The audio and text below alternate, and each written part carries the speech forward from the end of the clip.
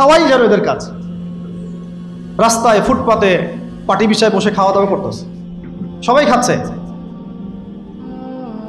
গল্পগুজব করছে, গোল গোল হয়ে বসে বসে মোবাইলে কি জানে করতেছে, গোল হয়ে 10 জন বসে আছে একসাথে।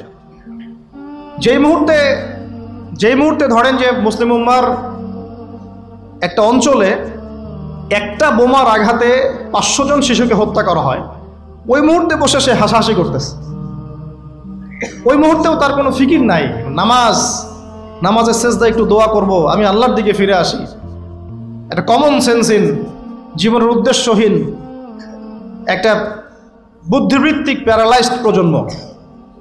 না জীবনের কোনো উদ্দেশ্য আছে, না কোনো পড়াশোনা করে, আর না একটু ভালো করে খেলাধুলা করে, আর না শরীর চর্চা করে, আর না কিছু লিখে, আর না কিছু জাতিকে কিছু দিচ্ছে, আর না পলিটিক্সে কোনো আগ্রহ আছে, আর না ইকোনমিক্সে কোনো আগ্রহ আছে, না ওয়ার্ল্ড অ্যাফেয়ার্স সম্পর্কে কোনো সচেতনতা আছে, না মুসলিম উম্মার এই দুরবস্থায় তার ভূমিকা রাখার কোনো ইচ্ছাও পর্যন্ত আছে। না সালাত আদায় করে, না কুরআন তেলাওয়াত করে, আর না ওযু করতে জানে ঠিকভাবে, আর না ফরজ ওয়াজিব সুন্নাত মুস্তাহাব জানে, আর না ফিকহুল মুয়াসসারের মতো সহজ ফিকহের কিতাবগুলো তার আয়ত্ত করা আছে,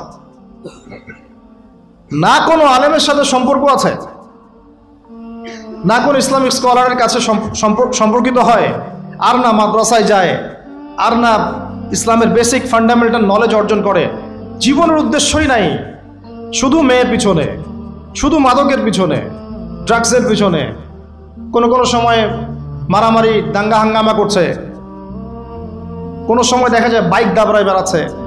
বাবার বিত্তশালী, বাবার অনেক টাকা আছে, বাস কিনে দিয়েছেন বাইক, চলছে, পিছনে একটা বেহায়া বেশ্যা মেয়ে নিয়ে ঘুরছে। এই মেয়েটাও বেহায়া, শব্দটা ইউজ করতে চাইনি আমি এখানে জানি অনেক মা বোন আছেন, শব্দটা আমি ইউজ করতে চাই নাই, কিন্তু আমার ভিতরে এমন ক্ষোভ এদেরকে দেখলে হয় যে মুখ থেকে বের হয়ে গেল। একটা মেয়েকে আল্লাহ পাক সৃষ্টি করেছেন কি জন্যে? যাতে সে ইসমাইল আলাইহিস সালামের মতো সন্তান জন্ম দিতে পারে। এই বাইকের পিছনে ঘোরা মেয়েটা কি আপনাকে এরকম সন্তান দিতে পারবে? আপনি তো বোকা, আপনি মনে করছেন যে অল্প সময়ের জন্য আমি তাকে নিয়ে একটু মজা করি। তখন দেখা যাবে আপনারও জীবনে এমন কোনো মেয়ে আল্লাহ পাক দিয়েছেন যে ওই রকম অন্য কারোর সাথে বাইকে ঘুরে আসছিল, তখন কিছু করার থাকবে না, কিচ্ছু করার থাকবে না। আমার টপিক আজকে এইটা না। এই প্রজন্মটাকে গড়েছে পশ্চিমারা বিগত 30 বছরে। কত বছরে? এখন যে এডুকেশন সিস্টেমটা চলছে থাকে, আপনি আর 20 বছর পরে এমন একটা প্রজন্ম পাবেন যাদেরকে যদি আমি চ্যালেঞ্জ করতেছি, যাদেরকে যদি আপনি নতুন করে কোনো মুক্তিযুদ্ধে পাঠান, গুলি খেয়ে ফেরত আসবে, একটাকে মারতেও পারবে না। না দেশের প্রতি কোনো মহব্বত আছে, না উম্মার প্রতি কোনো মহব্বত আছে, না দেশের জন্য কিছু করতে পারবে, না জাতির জন্যে, না উম্মার জন্যে। সবচেয়ে বড় স্তর হচ্ছে উম্মার জন্যে। সবচেয়ে বড় স্তর কি? উম্মার জন্যে, যে পুরো মুসলিম উম্মা একটা জাতি, আমি এমন একজন বড় নেতা হব যে পুরো মুসলিম উম্মার জন্য কাজ করব। এই যে চেতনা, এই জাজবা, পরিশ্রম, অধ্যাবসায়, একটা ভিশন, একটা প্যারেন্টিং, একটা কনস্ট্রাকটিভ সিলেবাসে পড়াশোনা করা, তারবিয়াত, প্রশিক্ষণ, এর ধার কাছেও নাই জানে আসবে। আমরা ঢাকায় দেখি মানুষ খালি খাচ্ছে আর খাচ্ছে, সবাই বসে খায়, ফাস্টফুডের দোকান হাজার হাজার হাজার হাজার, সবাই মেয়ে ছেলে একসাথে বসে খায়, চটপটি, ফুচকা, বার্গার, পিৎজা, খাওয়াই যেন এদের কাজ। রাস্তায় ফুটপাতে পাটি বিছায় বসে খাওয়া দাওয়া করতেছে, সবাই খাচ্ছে, গল্পগুজব করছে, গোল হয়ে বসে বসে মোবাইলে কি জানে করতেছে, গোল হয়ে 10 জন বসে আছে একসাথে। যেই মুহূর্তে ধরেন যে মুসলিম উম্মার একটা অঞ্চলে একটা বোমার আঘাতে 500 জন শিশুকে হত্যা করা হয়, ওই মুহূর্তে বসে সে হাসাহাসি করতেছে। ওই মুহূর্তেও তার কোনো ফিকির নাই। নামাজের সেজদা একটু দোয়া করব, আমি আল্লাহর দিকে ফিরে আসি, ওগুলো অনেক দূরের কথা, বাদ দেন। শুধু এতটুকু ফিকির, আচ্ছা আমি দুনিয়াতে আছি কেন, আমি দুনিয়াতে এসেছি কেন? এক সময় তো আমি ছিলাম না, আবার এক সময় আমি থাকবও না। কেউ এসে চিরস্থায়ী হতে পারে নাই, তো আমরাও পারবো না। তো আল্লাহ পাক আমাদেরকে সৃষ্টিটা করলেন কেন? আমার কাছে আমার রব কি চান?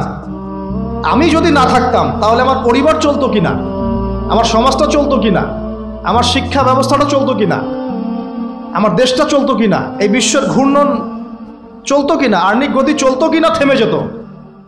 উত্তর না। আমি না থাকলে আর্নিক গতি থামতো না। আমি না থাকলে কি আমার পরিবার থেমে থাকতো না, আমার সমাজ থেমে থাকতো না, এই মসজিদ থেমে থাকতো না, এই রাজনীতি থেমে থাকতো না, অর্থনীতি থেমে থাকতো না, দেশও থেমে থাকতো না, উম্মাও থেমে থাকতো না। তাহলে আল্লাহ পাক আমাকে কেন সৃষ্টি করলেন? আমার কি রোল আছে এখানে, আমার কি ভূমিকা? এই এতটুকু চিন্তা করার মতো আমাদের জেনারেশন আমরা পাচ্ছি না। আপনারা ফোন বের করে ছবি তুলতেছেন, ভাবেন এগুলো নিয়ে। আমাকে দিয়ে কি করবেন? আমাদের তো কিচ্ছু করার নাই এই কথাগুলো বলা ছাড়া। এই কথাগুলো বলা বা সচেতনতা তৈরি করা ছাড়া আমাদের হাতে কিছুই করার নাই। Not at all, absolutely nothing, কিচ্ছু করার নাই। তো এইসব ফ্যান্টাসি দিয়ে লাভ নাই।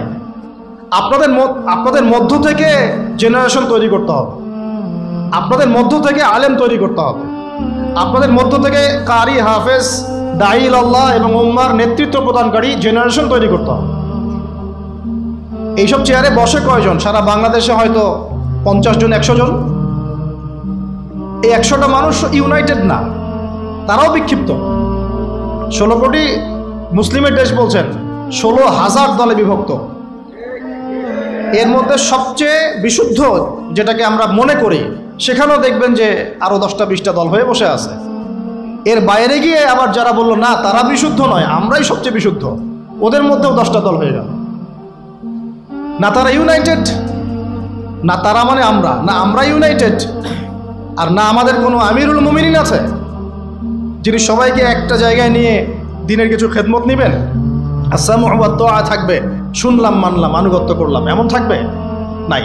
না কোনো ইকোনমিক বেস, না কোনো স্বতন্ত্র মিডিয়া, স্বতন্ত্র প্রযুক্তি, না কোনো স্বতন্ত্র মানে পলিটিক্যাল প্ল্যাটফর্ম, কিছু না। অনেকেই দৌড়াচ্ছেন পশ্চিমাদের তন্ত্রমন্ত্রের পিছনে, এইটাও নেক্সট স্রোতে ধোকা খাচ্ছেন। আমি আমার কথা স্পষ্ট করে বলে দিলাম, এটাও নেক্সট স্রোতে ধোকা খাচ্ছেন।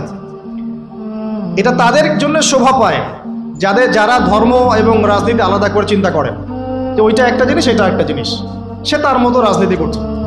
এটা তাদের জন্য শোভা পায়। যাদের কাছে কোরআন আছে, যাদের কাছে হাদিস আছে, নবীর সুন্নাহ আছে, তারা যখন এই ড্রেনের মধ্যে নেমেছে, তখন ইসলামের খেদমতের জায়গায় ক্ষতিও বেশি হয়ে যাচ্ছে। কোনো সময় কিছু কিছু বেনিফিট হয়তো আপনি পাচ্ছেন, মনে করছেন এই অল্প অল্প বেনিফিটে হয়তো অনেক কিছু হয়ে যাবে, ভুল ধারণা। একটাই উপায়, একটাই মানহাজ, একটাই পথ পদ্ধতি, নবী সাল্লাল্লাহু আলাইহি ওয়াসাল্লামের সিরাত। নবী সাল্লাল্লাহু আলাইহি ওয়াসাল্লামের সিরাত, তার জীবনী। এই জীবনী আমাদেরকে শেখাবে কিভাবে ইসলাম শূন্য থেকে একদম আসমানে উঠেছে, কিভাবে ইসলাম একদম শিকড় থেকে শেকড়ে গিয়েছে, শেখাবে সিরাত, নবী সাল্লাল্লাহু আলাইহি ওয়াসাল্লামের জীবনী। ইয়াং জেনারেশনকে জিজ্ঞাসা করেন কতজন পড়েছে সিরাত। ওইখান থেকেই আপনাকে কথা বলছিলাম, ওই যুগটাকে কেন জাহিলি যুগ বলেন, এত কেন টিটকারি করি, এত কেন তাকে ধিক্কার দেই? কারণ ওই যুগে শিরক ছিল, শিরক আকবার। এখনকার বিশ্বে শিরক আকবার দিয়ে ভর্তি। কোন কোন সেক্টরে বলছিলাম, এডুকেশনে আছে শিরক, ইকোনমিক্সও শিরক আছে। এটা বোঝার জন্যে অনলাইনের ব্রাদার্স সিস্টার্সরা আপনাকে হেদায়েত দিতে পারবে না।